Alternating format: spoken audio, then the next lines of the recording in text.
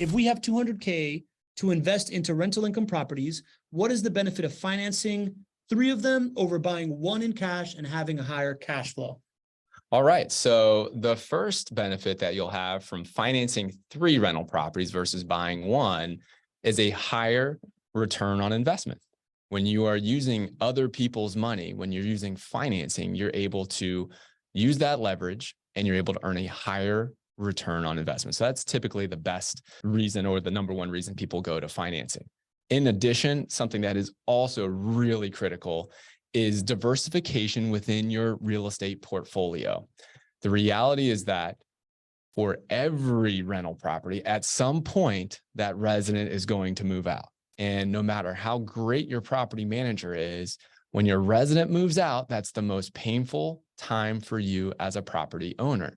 That's when you get hit with maintenance costs to put the house back into great rental shape. You have additional mortgage payments to make where you don't have rental income coming in. And you also have a new tenant placement fee to pay. So that's not fun as an investor. The diversification really helps from your client experience, because what I tell folks is when you have 3 rental properties, you typically always have some little issue that's going on with one of them. Sometimes it's a big issue, but you always have something that's going on with one of them. And when you have some issue, you are underperforming for that rental property at that moment. But the other 2 are generally performing really well.